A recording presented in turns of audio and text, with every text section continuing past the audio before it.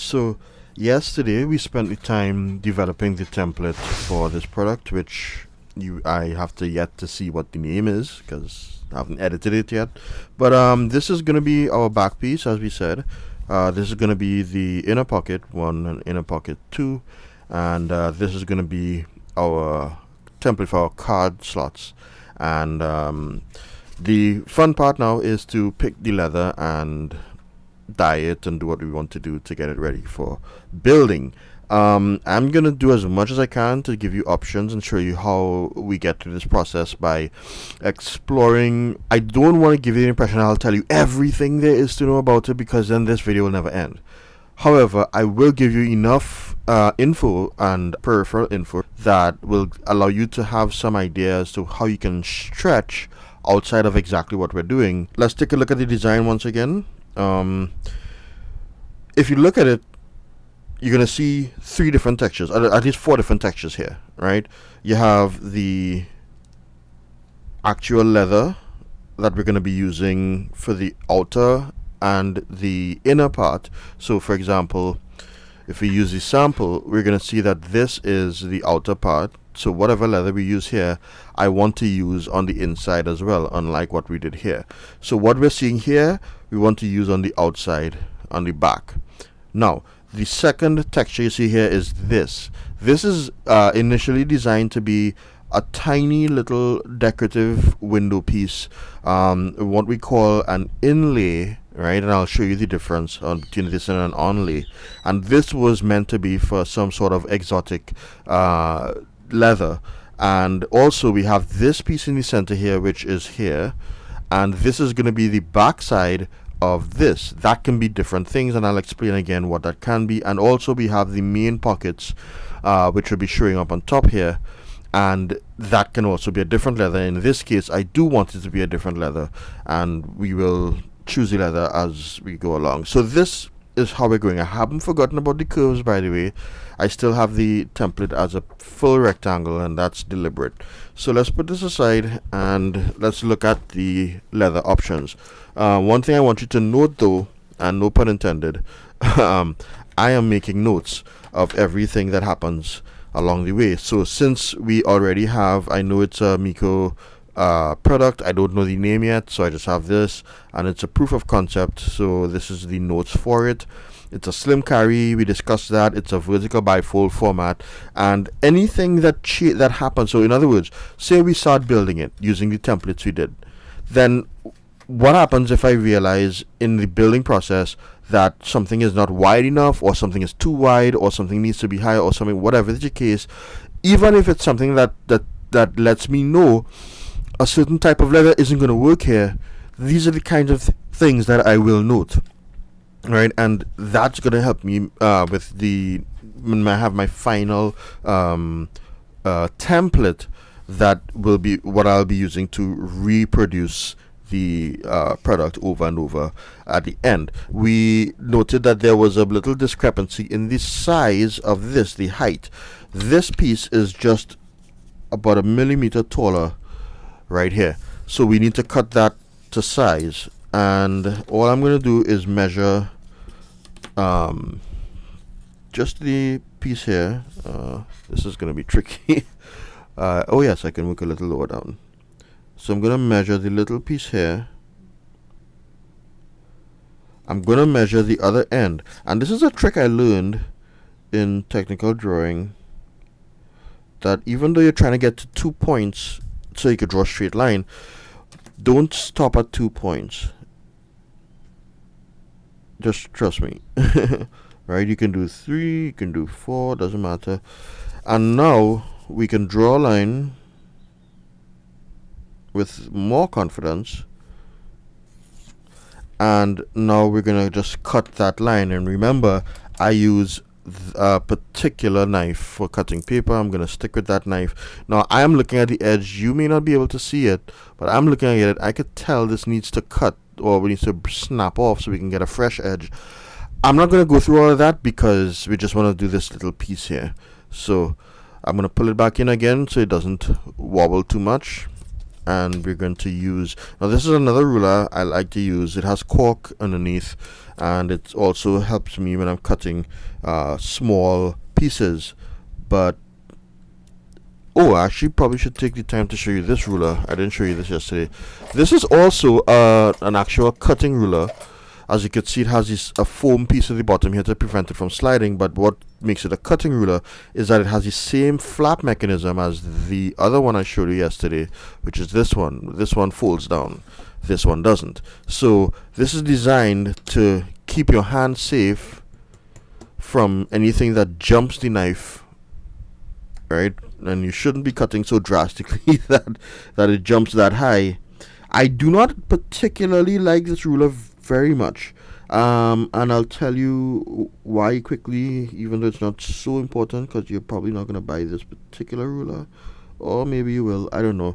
Doesn't have to be exact, like super 100% exact, because we're still in the prototype stage of manual drawing and cutting, and therefore mistakes will be made. But when we digitize it, we'll do exact squares and stuff. Why don't I like this ruler? Because this edge, while it's good for cutting, right? The problem is it's reflective, right? And when you put it on a page, if you to line up where your actual drawing is, your line is, it can actually reflect the line and look like a double line sometimes, and then you don't know if you push too far ahead or it's annoying. I don't like it. Also, I've noticed when I'm cutting sometimes, if I cut too much to, I'm trying to help you out the camera, if I cut too much to the edge of it, and angle the knife wrong, it can actually cut into the ruler. And this ruler is aluminum, this blade is steel. It actually cuts off. As you can see, there's a shiny piece in the bottom here that was actually cut off over time. So it's not my favorite. So yeah, now we should be back in business in terms of the size, and it's the correct height, and we're good to go. Perfect.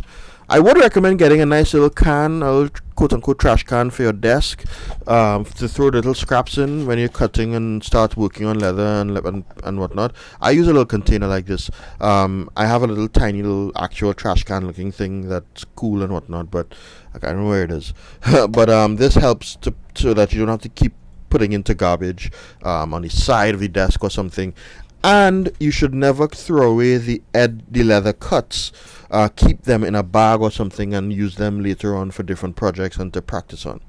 So talk a lot there. We have to, this is a tutorial. Let's actually look at the leather we want to use. So we know that the leather for the inner pockets, the pockets and for the outer piece are going to be the same piece of leather, or the same leather, right? And this is going to be a different piece of leather. And then finally we're going to have an exotic. For the exotic window, I have decided, now this is a batch of leather pieces that I have used, of cuts from that I've been using. It's a bit messy. I have it on a clothes hanger. So I'm not going to go into my rolls of leather, because I have enough samples here and it's the right size for me to be able to choose something, hopefully, from this and pick. I know it's hard to see everything. You don't need to worry about that for now. All the leather here is cowhide leather, unless I say otherwise, right? This is actually, this is part of a piece of cowhide. This is the first ever entire hide that I ever bought. It's huge. If you want to know how big a cow really is, order a full hide. It's crazy. This one is, now this particular gauge works differently than the other one. The other one I had was digital, where you actually, it's always closed, and then when you the spring action pushes it back down, and then it gives you a digital reading. This one works a little differently, but it's the same principle in that squeezing it tells you how thick your leather is. So this full rotation is 1 centimeter effectively. So each of these is a millimeter in the gauge, and while it's moving backward, don't worry, it's where it stops is important. So when I squeeze it and I bring it up to here, you can see it stops at just about 2.5. This is between 5 to 6 ounce leather. I would not use 5 to 6 ounce leather in this wallet at all.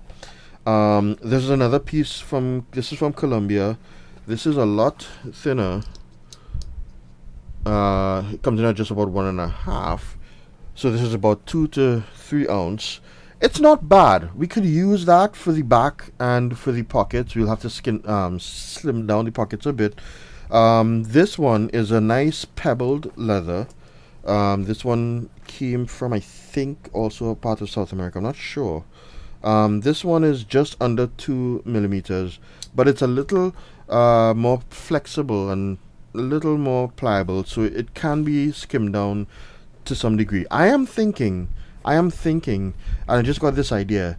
We can use one material for the back and the pockets, and as I said, we're using a separate material for the main slots here.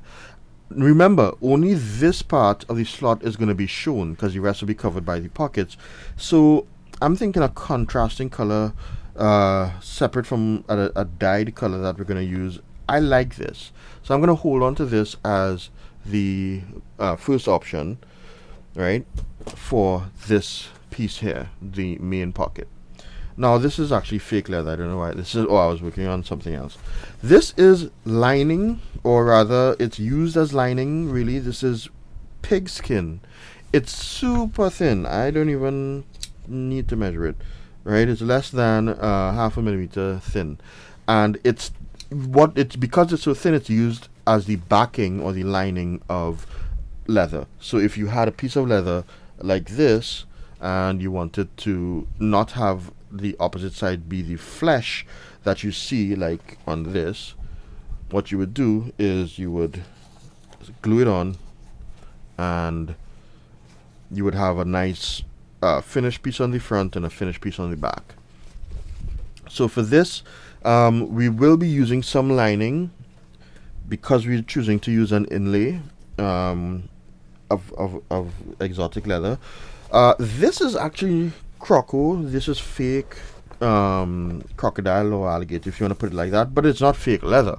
In fact, it's actually very good leather, and it's also expensive. This is they call it croco because it's embossed with a crocodile pattern, but the pattern looks very natural. If you see real crocodile or alligator, crocodile will look actually a lot like this, but this is actually more durable than real crocodile. It's just not as valuable, but it's still quite expensive. This is more of the pebbled leather we looked at just now. This one is same tannery as the pebbled leather. This one comes in at just about 1.5 millimeters. I like this. I do not like the chocolate brown color. I don't know why I ordered this when I did, but I use it because we can change color, right? And this is the one that I've decided to use as our main backing and as our pockets. So as the pockets, we're gonna have to skim it down a bit. For the outside, we're gonna leave it at this thickness. So this is the leather that we're gonna use. So I'm putting it aside. This came from actually a local tannery. It's not very good leather in terms of its quality, but it's very strong. So we use it as different scraps. This is just some other scraps. I'll just show you the rest. This is something called Laredo Crazy Horse. It's a very, very supple leather. It's very soft and nice. It's vegetable tanned as well, but it has a very unique property.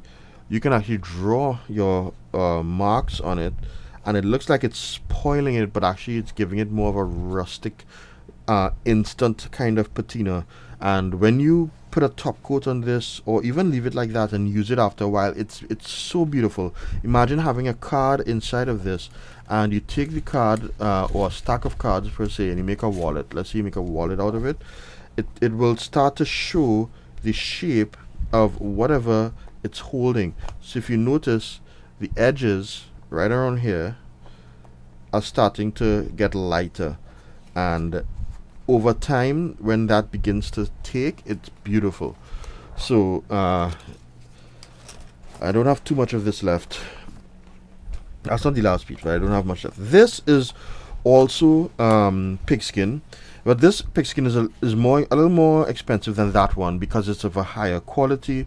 It's just as thin, but it's the one that I showed you is what we call mission grain pigskin or mission grain lining, and the reason is that's the way that they tanned it gives it a particular quality where you can get it pretty inexpensive compared to something like this. But that one is still very durable. Don't get me wrong. This one is what not what we're going to use. We're going to stick with the mission green. We might even end up just using these scraps to make the wallet, because you don't waste leather. You don't have to use that big piece. But it all comes down to the selection for the parts that we're going to use. This is a Botero from Italy. This one came from Tuscany, I think.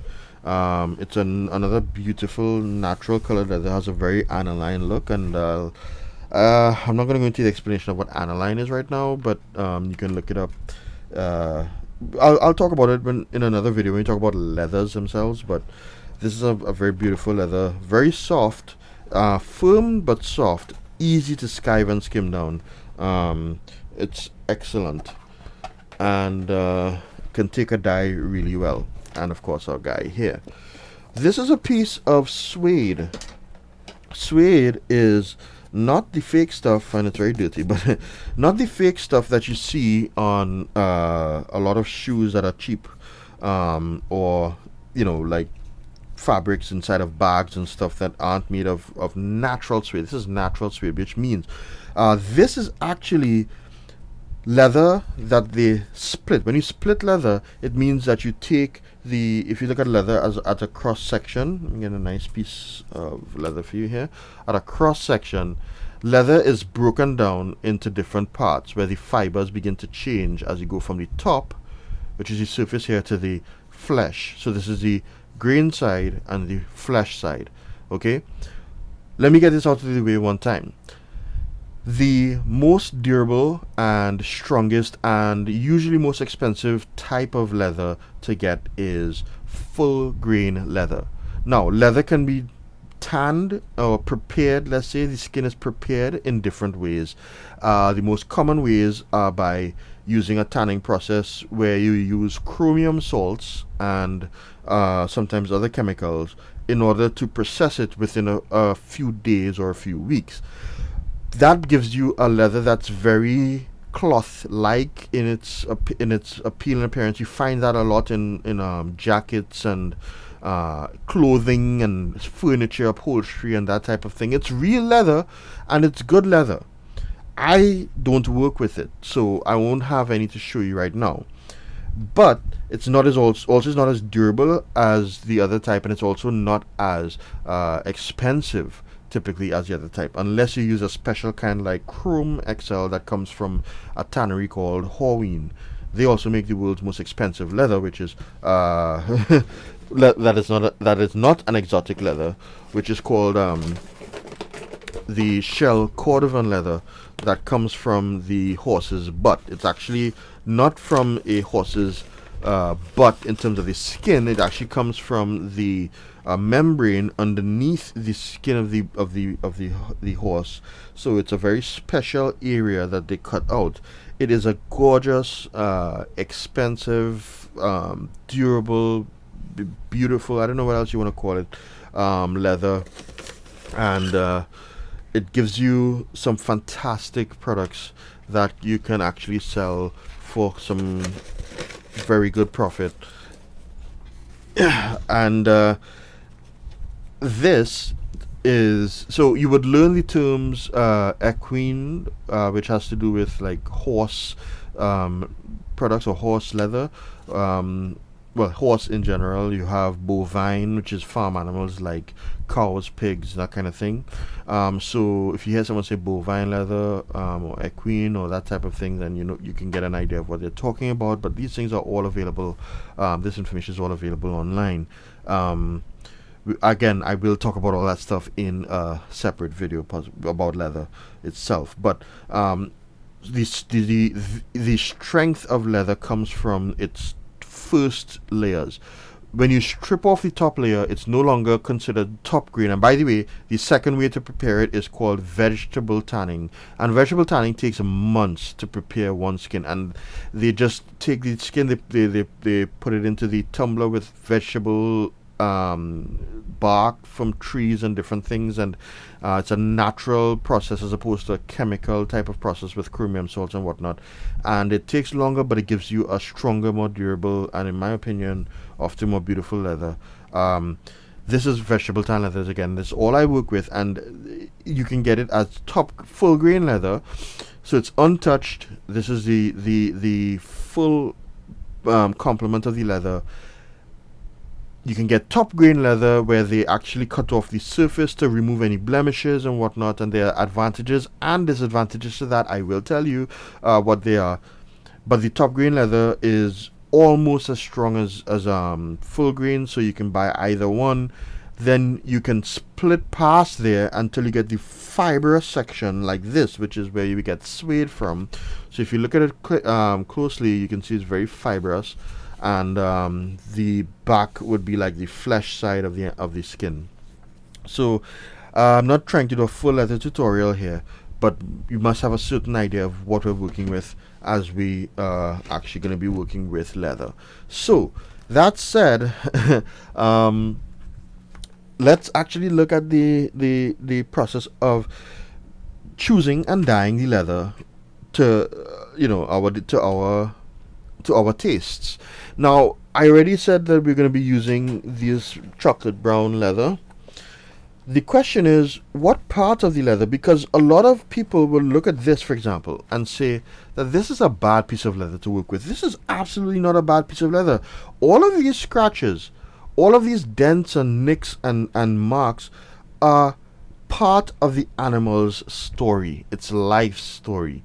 So choosing what piece to use and when to use it will make a difference in your leather craft process. And for the back piece, I don't want something that is too marked up, just because that's what Miko is feeling right now.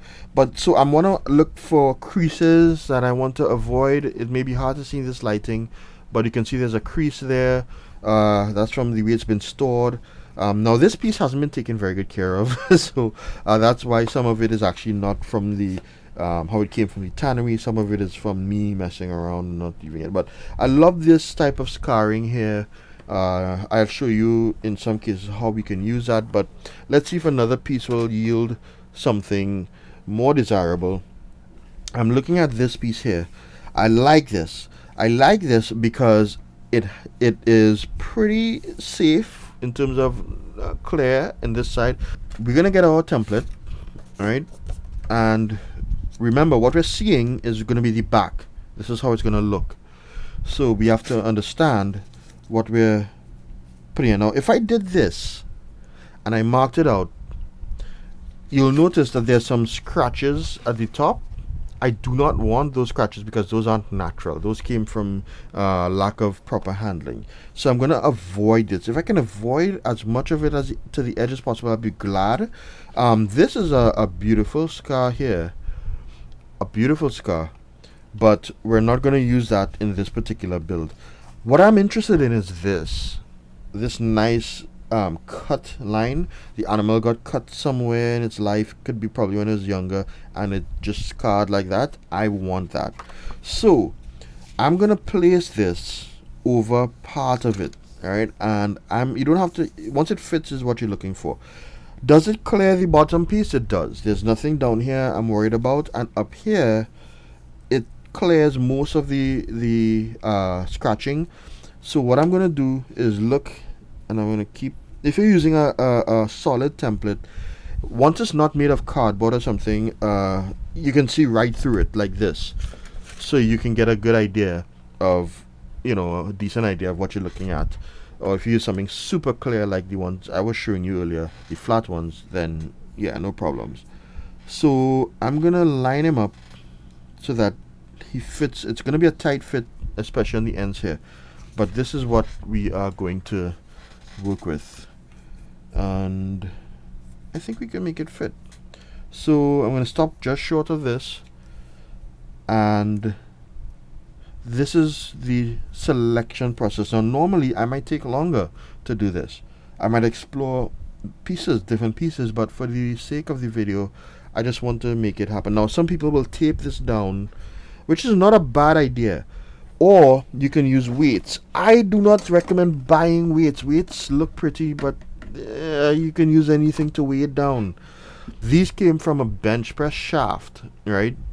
An old bench press shaft that I cut into pieces, and I simply put some heat shrink tubing on it to so that the rust wouldn't get out or whatever, and I put a piece of leather at the bottom to keep my template from getting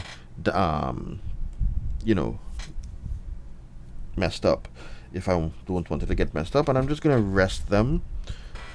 This one was actually from brass, right? Looks like a shotgun shell, but it's not. And the rest just to hold it in place. You're not gonna rely on it only, but it helps. So I don't have to worry about extra adhesive and tape and stuff, even though if you use a tape that's not really adhesive, like painter's tape or scotch tape, use something clear, actually, if you're going to do that, because you want to see the edge when you're marking it. So for the awl that I'm going to use to mark it, I have an awl that I designate for scratching out on my thing. This is just how I organize myself. You can use one awl for everything, but just know that the tip gets wear and you have to maintain it every now and then with a little file or sandpaper to get it to keep it. So this one is from Craft Tool. I love this one for its shape, but I have different shaped awls. For example, I use this for expanding holes. I use this for well, I use them for different reasons, but I have different awls from different places, but don't spend too much on anything that you don't need to spend too much on. These also came from Tandy, I think, but you'll find them on Diamond Dozen anywhere. Anyway, this is the one I'm going to use. So since I have my weights down, I'm going to move them back a little bit, and I'm going to make sure that I get the edge, my hands close to the edge so that the paper doesn't lift up, and I'm just going to scratch gently along the edge a few times. I'm not going to press hard because I don't want to slip and spoil my leather. Remember, I'm cutting to get this inside piece. I don't need this piece, but that doesn't mean I want to spoil this. I could use it, right? So I'm cutting my leather here. Sorry, I'm marking my leather clearly. I'm gonna come here and I'm holding everything down, and I'm resting my fingers along the edge again, gently marking, gently marking, gently marking, and pushing ever so slightly against the edge to make sure I'm grasping that edge. After this, we know we just have to do the top, so I'm going to go it section by section. Don't worry that it's coming off, or that's cutting off.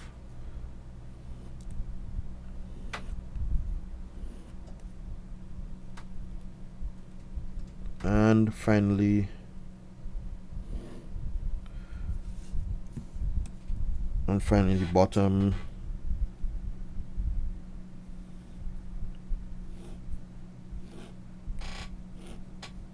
You will see people online using their templates and not marking it, but rather cutting out immediately. That is entirely up to you. I do not have that level of confidence to risk it, so I won't risk it. If I didn't want to risk it, I wouldn't.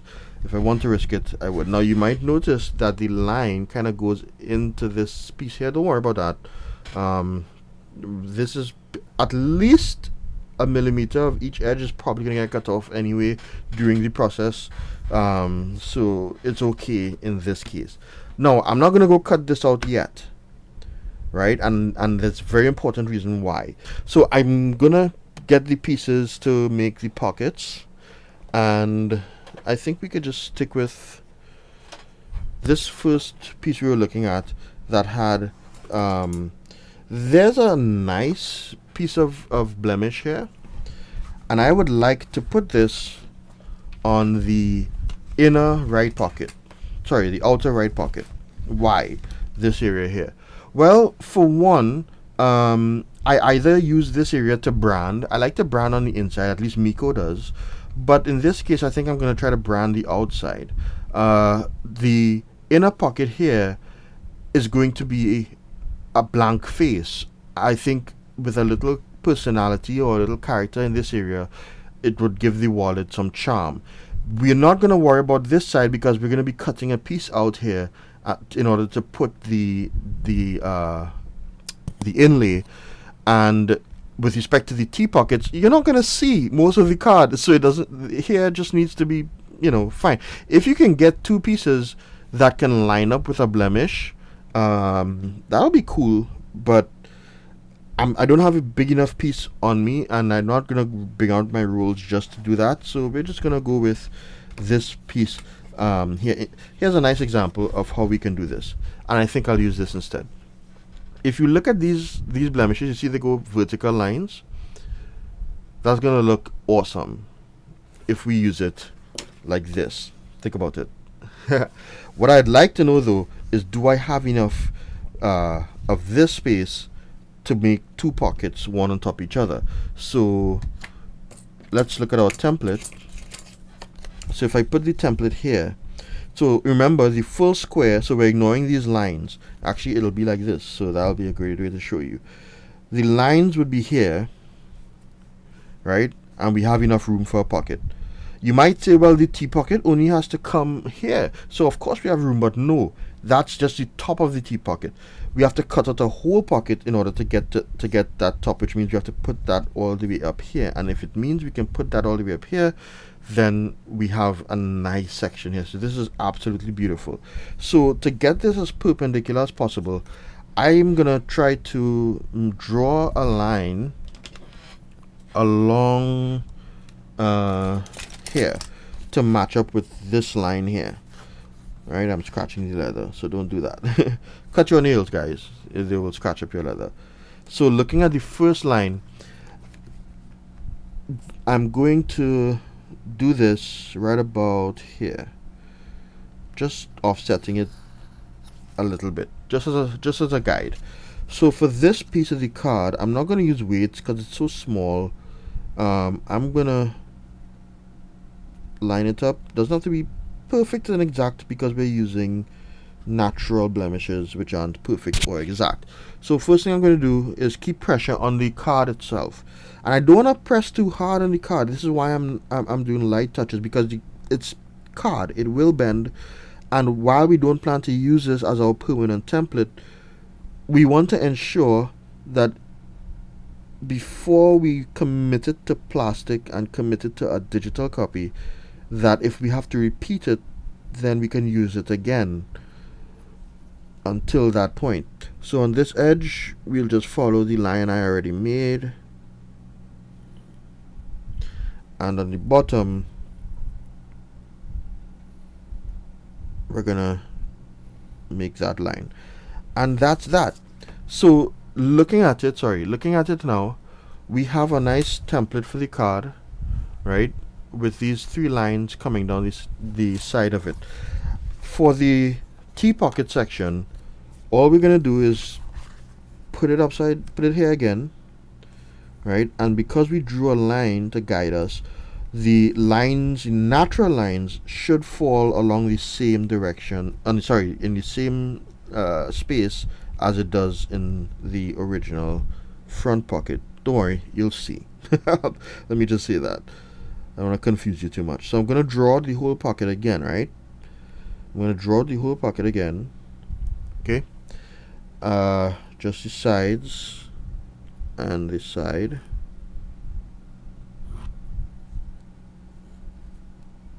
And the bottom. It's very close to the other card, but it's not actually touching the other card. Now, this is where the holes we made before come in handy. We're going to use a very fine awl, and we're going to just poke through these holes we made. Not deep, just enough to mark it. And you can probably figure out what we're doing with the rest of it here. So we have these 4 holes. Now we're going to take our ruler. We're just using our awl to connect the dots effectively and create our card pocket piece, so we'll know where we're gonna cut, and that's it. So now we have to do it for the opposite side, right? And to do that, we're gonna just flip this. Guys, I really apologize about the camera situation. I'm trying. I really am. I really am. And I'm not going to be too picky about the area you pick, as long as there isn't anything spectacularly wrong with it, like terribly wrong with it. I'm just going to go with what's right here. And we're going to do the full pocket.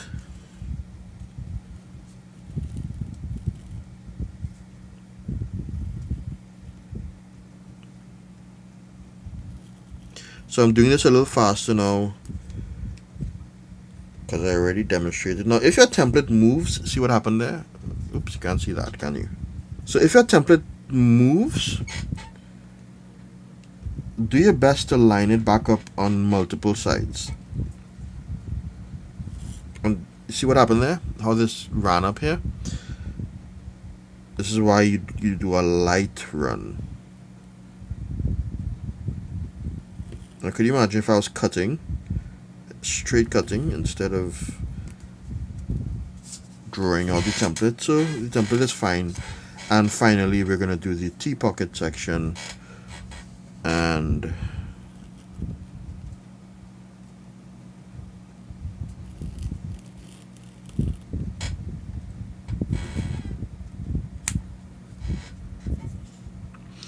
the key is to keep remembering to keep pressure on the template. If it's a bigger template, then you're going to use weights or tape to help you out.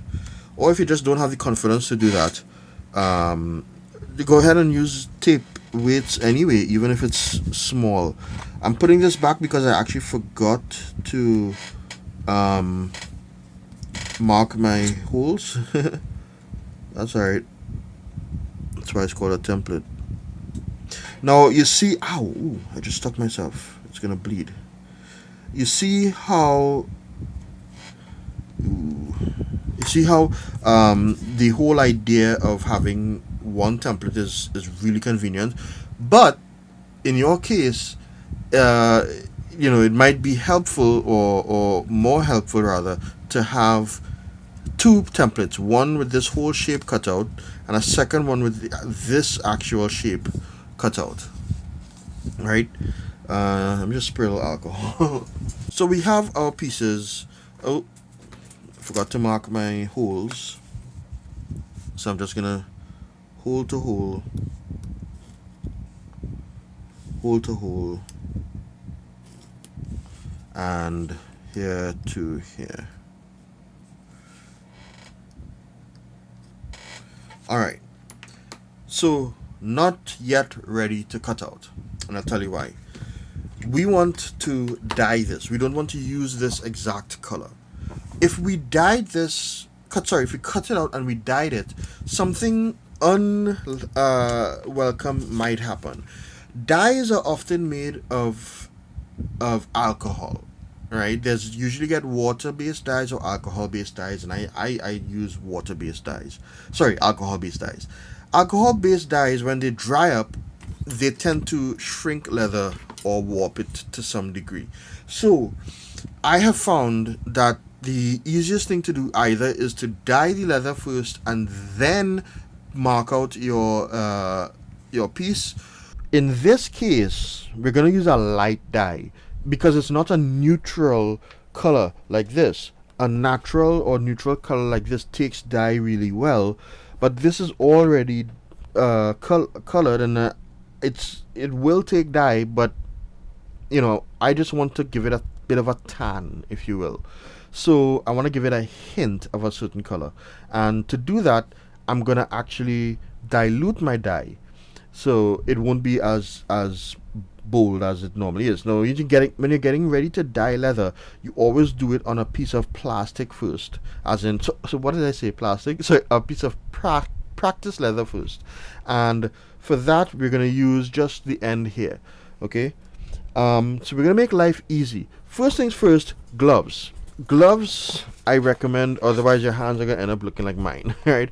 It's not that the dye is necessarily harmful to you, but I would still avoid trying to get something on my skin that I'm gonna have to try to get off after the fact. It just makes sense, right? So what I'm gonna do is spread a little bit of brown paper. Now, honestly, I dye right onto this, but I'm trying to make a good example for y'all. I'm sorry about the chair. I know it's noisy. Okay. And I'm not going to just bring this whole piece in and dye it. I'm going to cut this piece off. So this is the area we marked off our template. I am just going to, and this is where I like to use the ruler. It cuts really well, but I don't like to use it to cut leather like shapes and whatnot out. Right? So this is our test piece. I wanted to give it a burgundy-ish reddish color. I don't know how it's going to react to the red dye, so I'm going to have to experiment. That's the whole point of doing it on a practice piece, right? So I'm going to weigh this down a little bit. So here is our dye. I stick with Feebings. I'm not sponsored by anyone, okay? But I usually use Feebings products in terms of dyes and finishes and stuff. Oh, this is where the leak came from. Perfect, isn't it? At least we found it. I'm not going to use that dye, by the way. That is just an out and out red dye, and I don't have a lot of it left, and I have something I want to work on. So until I get some more, I'm going to save it. What I'm going to use is some ox blood, which is more purplish pinkish in color, and I think giving it a dash on this will offer a decent tone to work with. Now, can we just apply dye to this? Yes, we can. How do we apply dye to this? Well, if you want to dye through and through, I mean like get the most uniform dye that goes right through side to side and converts this whole thing to purple, pink, or whatever you want, you do what you call a dip dye. You get a container, you pour in your dye in it, and you take your leather and you drop your leather in it for a few minutes, or not even a few minutes, just for like at least a few seconds. Make sure it gets in, soaks in properly. Right, you can turn it off if you want, and then you take it out and you hang it up to dry, and it doesn't take long for leather dye to dry. So that's the best way to dye if you want to do a clean, pure, complete dye. We're not doing that. One, that uses up a lot of dye, and two, that's not the look we're going for. Second way to dye, you can use a dauber. A dauber is one of these guys, and you can buy them at like 100 in a pack, and it's pretty cheap, and it's good wire if you want to keep this after the fact. I use, scraps anyway, and it's just like a woolly kind of hairy thing. This gives a certain effect. I used a dauber on this, and what you can see on this is some streaks of darker color and lighter color going this way. Now I did multiple passes to ensure that it did, and I did the inside as well before I finished the inside. So, and when I say finish, guys, what I mean is I apply a coating of something to protect and to give it a certain effect on the outside, right? So this is your, I don't know if you can see these streaks here, right? Dark green streaks, right? The lighting is terrible here, but that is the effect you can get, and it can give you a really nice effect if that's what you're going for. So depending on how you do it, if you do it in circles, if you do it in lines, if you do it in whatever, that's what you're gonna get as the effect. My intention is to dye one side but leave this side, so I don't want this side to get dye. It's not gonna soak all the way through unless I lay down like a big number of layers and it starts to pop out on this side. If it does, we can actually still use it and give it a nice, interesting look. But I want just this side to have the color. Now, this is one way of doing it. And another way of doing it is to use a sponge, and these sponge sticks are ideal for spreading dyes and different finishes. This will give you something a little more uniform than the dauber. Also, the dauber tends to fray sometimes, and the hairs can actually end up embedded in your dye, and when you take it out, your your dye job actually has a tiny blank spot where the hair was, it looks a little lighter. It actually can look good if you do it deliberately, but nobody really does that deliberately. So we want to test. I'm not going to test on this nasty looking piece. I want to test on this piece that looks more in line with our part of the leather that we're going to use. So I'm going to be using the sponge method. Can I just take dye and put it on it? Again, yes I can. However, you can't prepare the dye.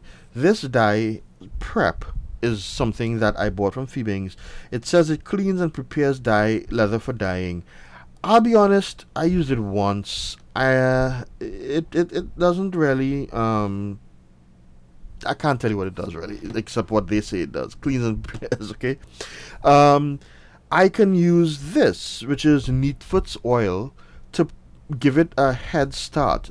And by head start, I mean I'm gonna actually give it some bit of suppleness before applying the dye, which is gonna end up drying it out. So I'm kind of trying to neutralize that drying out effect beforehand, or at least give it a fighting chance. Now, honestly, if you're using a good quality dye and a good quality leather, you don't really have that much of a problem. There are some leathers I've used where after I've dyed it, especially softer leathers like goat leather, right, or calfskin leather, they actually will dry so hard sometimes it'll curve and form.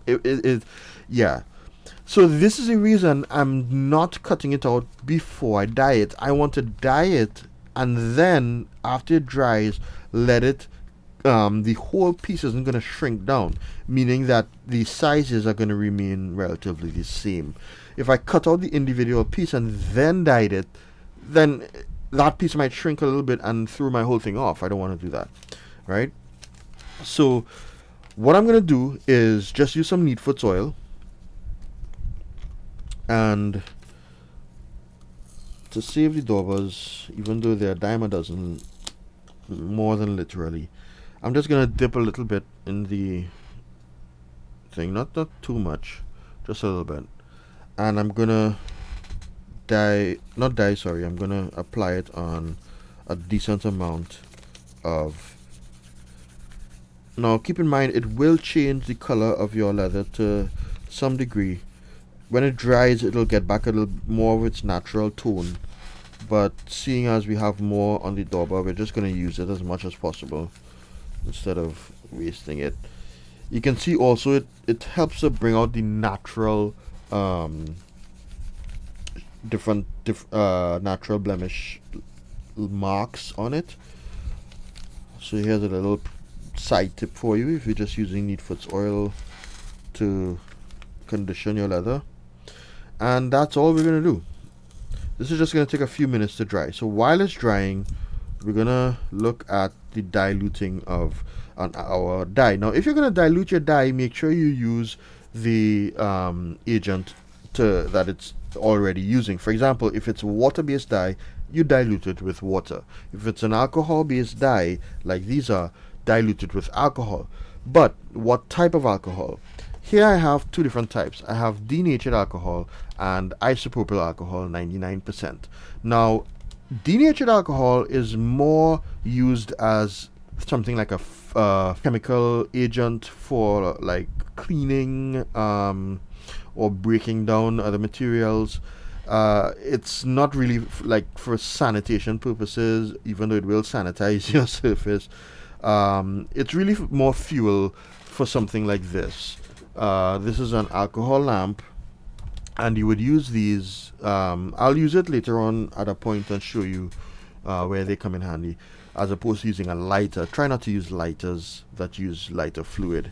Again, you'll see why. But yeah, so we're not going to use denatured alcohol. We're going to use isopropyl alcohol, and this is again more for cleaning and that type of thing, and for sanitizing, but it's really strong. It's 99%. And for the process, you can get these little cups, right? They come really, really inexpensive, probably 100, 200 at a time for a few dollars, and they have measurements in it. We're not concerned about the measurements. What I am concerned with is this paper, throwing it down, because it's not going to weigh a lot. And we have our dye here. I know this kind of defeats the purpose because the dye could fall on the table, but in my case, the dye can fall on the table and I don't care. Right? In your case, you may want to just weigh down your paper. I'm not gonna pour this in because this is every opportunity to run off the side and then run down the side of the bottle, and it's a big mess. So what I'm gonna do is use pipette or pipette, some people call it. I don't like how that sounds, so I just call it a pipette. Just gonna drop it in here, and these you can get a whole bag for, like, yeah, a little bit of money. You're getting a trend going on here.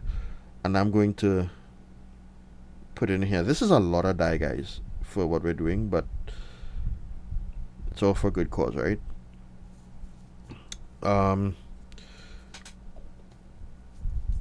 Cover back first so that if it falls like that, it won't ruin everything.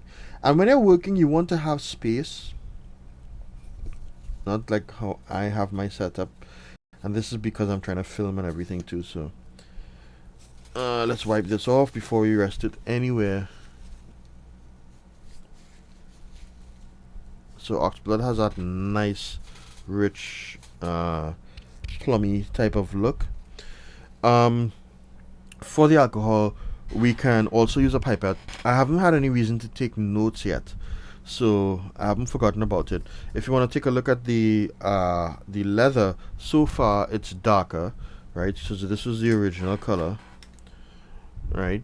So it's darker and it's gonna stay this color for the most part, and it's still drying. There's some wet spots you can see on the surface here, so let's leave it, let it continue to dry, right? It didn't go through to the other side. For the alcohol, I'm just gonna tilt it so that the pipette will reach, grab some of that alcohol, and I'm not gonna go crazy with the alcohol. I'm gonna put about a quarter the amount of alcohol that I did with, actually let me go a little more to like a third, so 1 part to 3 parts average, because it's a complete average we're doing here, right? This chair. And finally, let me while we're allowing the neatfoot oil to continue drying, let me show you one more way that is very popular in dyeing leather, and it's a very fun way. It's using an airbrush, and this gives a very nice satin uniform type of look. It doesn't penetrate very much, but it works. It's a very nice look. It doesn't cost a lot if you don't go for something that costs a lot. You don't have to have one of those big air compressors. This is the size of the air compressor we're using. That's it, right? It's a small kit. It's actually a beauty kit because people tend to buy these for salons when you want to spray makeup onto someone's face, because it gives that nice flat uniform look. So how you operate it is just by taking the tank on the top, and it's not a tutorial, it's just a sample. You put it in here, and then you make your adjustment to the nozzle on the back here, and that'll determine how the spray comes out in the front. And this is your button to activate the spray. The compressor will be on, so when you spray, you give it a nice coating and you overlap as it goes, how you see it in real time. And that's it. That's literally it. You just put the alcohol or your dye inside this little tank, and then you hold it up like this and you spray. And that's the other way. I like dyeing like this, but it depends on what I'm dyeing. You get a little kit like this for like $50 depending on where you go. You know, nothing too special. So this is our alcohol dye mix, and this is our leather. So we're gonna start in this area here, right? And to do that, I can put back my paper. We're gonna dip the brush in, right, just to get some on the surface here. Now, because we don't want to do too thick, here's what we're gonna do with this experiment. I want to see what like 1 layer does, what 2 layers do, and what 3 layers do. So I'm just gonna run once, That's one layer. Now you can see it got darker, but it hardly got any real tone to it. Let's do 2 layers.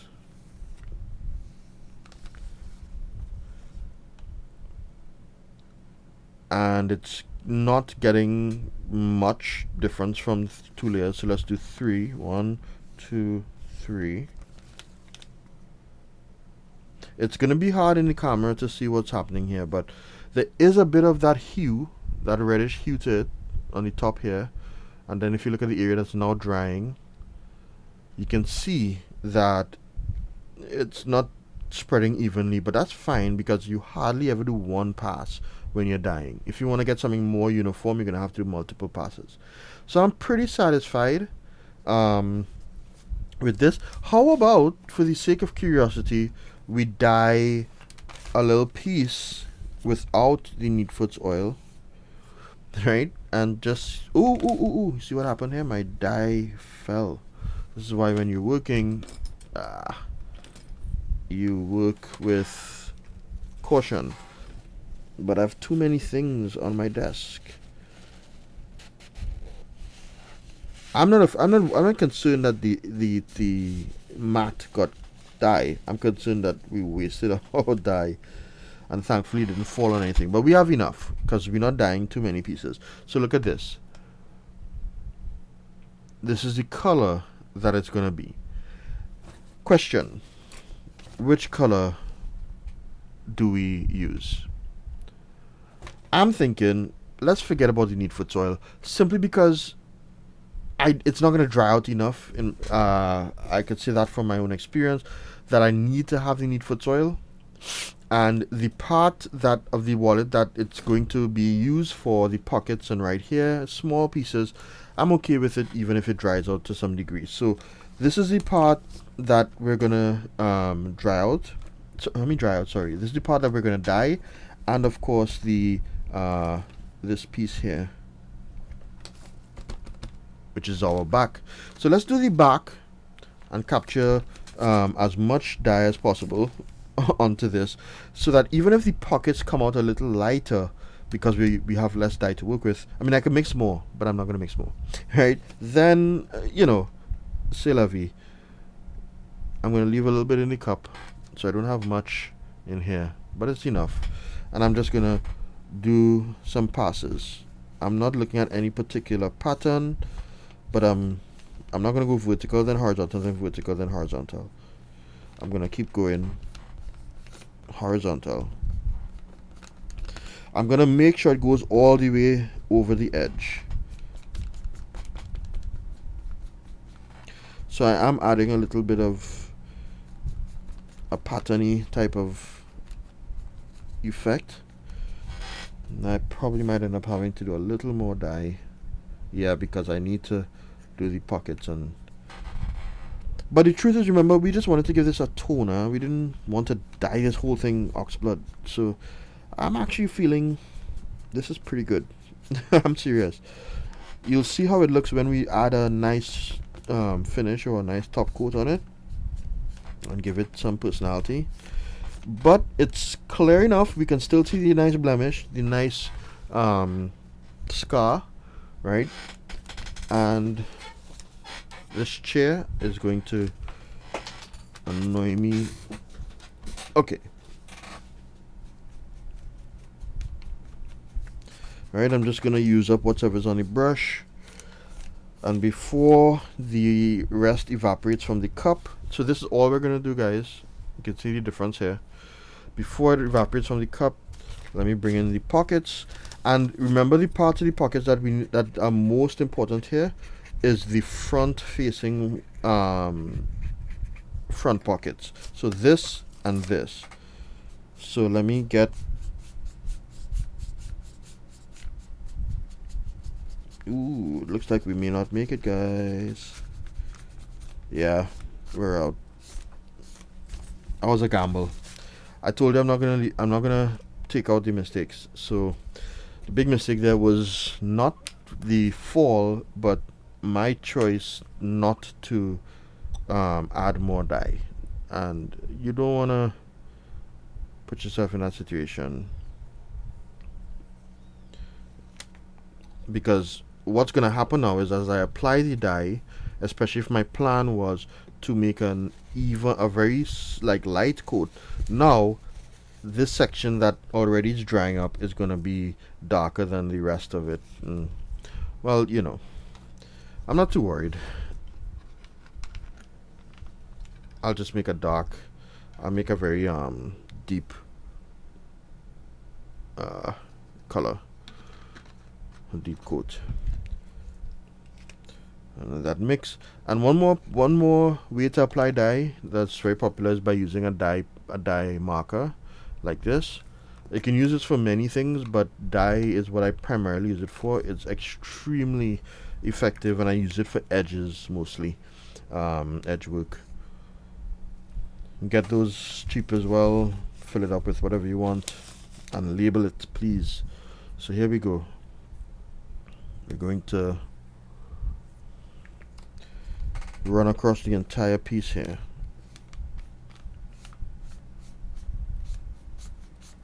You can do gradients. I'm going up and down here because this is a small piece. It looks already like there's a gradient texture to it. And here's what we're going to do with the dye here. We're going to make sure we get the top of these up here. Why? Because remember, these are the T pockets. This is the section that's going to be seen, not really the bottom. So if you had to sacrifice somewhere, sacrifice the inside, as in using less dye. So all of this can suffice on just this little bit of dye here. You will see it obviously to some degree when you're putting in cards or if you look at it deliberately, but I mean, did I just shoot myself in the foot again by not putting enough dye? I'm underestimating this dye. It may look like it's a terrible job. Don't worry, guys. Nothing is absolutely nothing wrong with this dye job. I just have to be a little less frugal because I have underestimated this dye. It seems I'm diluting it too much. Okay, sorry.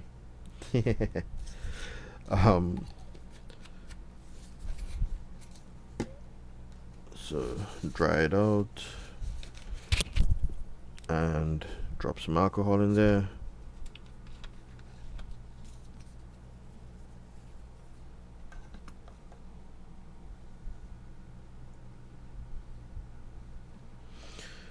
And now we finish this dye process by being generous. So first thing, actually, this time, let me work on the top here to make sure they get their fair share, because I feel like they've been neglected. So I'm going pretty dark. This sponge, by the way, I would have changed by now, because it's kind of bending and breaking in some places, but we're almost done. Let me add a little more.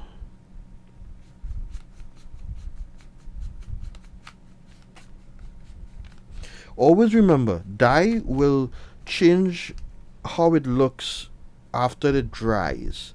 So don't go crazy trying to neutralize it to a very neutral color outside of what you know you can realistically accomplish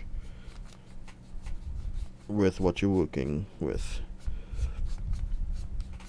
So there are some areas that are darker, some areas are lighter, and it gives a nice effect. You'll see it more once we use a top coat again and finish up the surface. So let's leave this. I'm wondering, should we just add a little bit more to this? The problem is I don't have enough dye. I could stain it a little bit more, but do I really want to do that? No. But here's what I'm going to do. A little trick. I want to add a little bit of character. So we know this is the middle of our wallet, right? We're going to just add dye in this kind of unnatural, ununiform kind of way. It looks like if we are adding a spine somewhat. And that's exactly what we're doing. Where the wallet is going to fold, that general area is going to have a bit of a darkish tone to it. And that would look really nice when the wallet folds and you see it from the outside. What I'd like to do as well, if I had more dye available, is to do the edge, the same thing, right just at the edges. Like it's kind of like a bit of a accent along the edges of a slightly darker. I don't think I can get anything else from this cup. But now, what happens at this point? You might be asking. Do we just leave the dye and that's it? Well, truthfully, you can do different multiple coats, or you can do leave it just like this. But you don't finish the entire product without protecting the dye, because the dye will run. It will absolutely run. If you just did this and then you made it and then you put it out there, we're getting a very interesting reaction. This is pretty cool. Anyway, yeah, if you do that, you'd lose your customers really quick, because nobody wants to put their hand on their wallet and then come out with green dye on their hand or their pockets or their bags. So you have to put some sort of protective coat on the dye when you're finished. Some people will do it at this stage and then continue working on the wallet. I tend to leave it. But I did want to show another technique, or that technique here. So I'm doing it a little differently this time. So let me take this glove off, and what I am going to do is put on my protective coating, and then we will continue building the wallet, and then I'll put another layer of protective coating coming down to the end.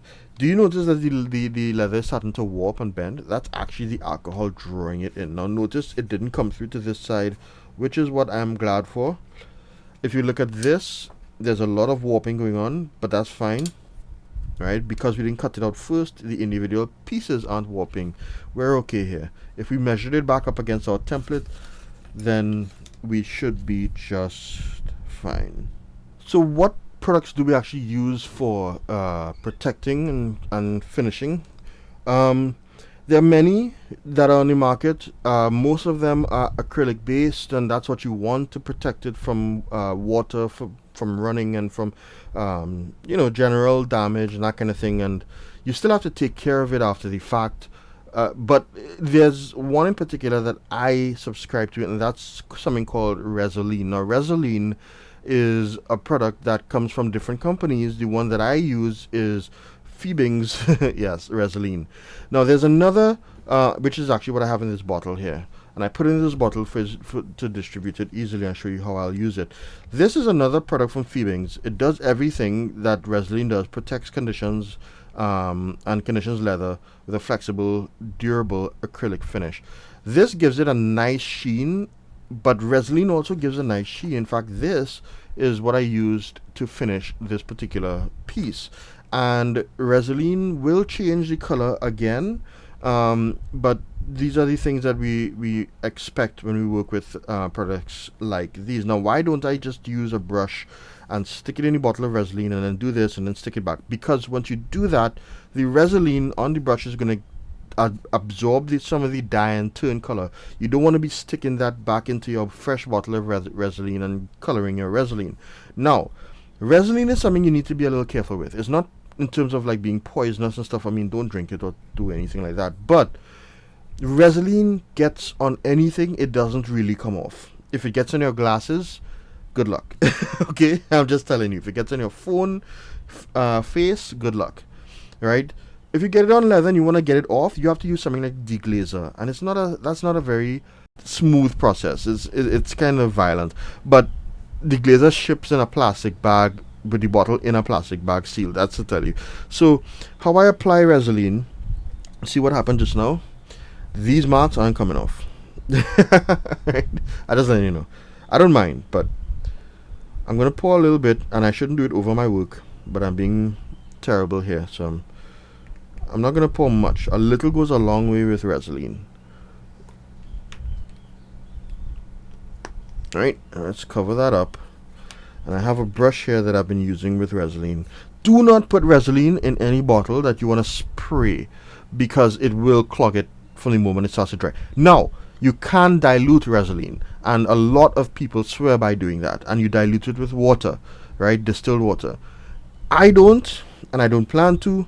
Maybe, depending on some situation, I might end up doing it for some reason or the other, but I just don't. So all I'm going to do is paste it over everything here. And here you want to be very quick. Why? Because when Vaseline settles, you see what's happening here, how it's getting these white, like these streaks, whiter streaks, right? If it dries like that, it will dry with those streaks. I do not recommend using a dauber at all, because a dauber, like we saw earlier, has a lot of surface area because it's tiny hairs. They create micro bubbles. Micro bubbles will actually end up drying and making it look like leopard skin. I'm not kidding, right? I'm using the side of the brush here to try to get some of the bulk of it off. So yes, it's streaky, but that's okay. If I wanted to use Vaseline without any form of streaks at all, I'd probably use a cloth. But here I want to let Vaseline do its thing, give it its own little texture, so I have no problem whatsoever with that. And you see these bubbles in the area here? Oop. If you're hearing me, I just lost my camera, I think.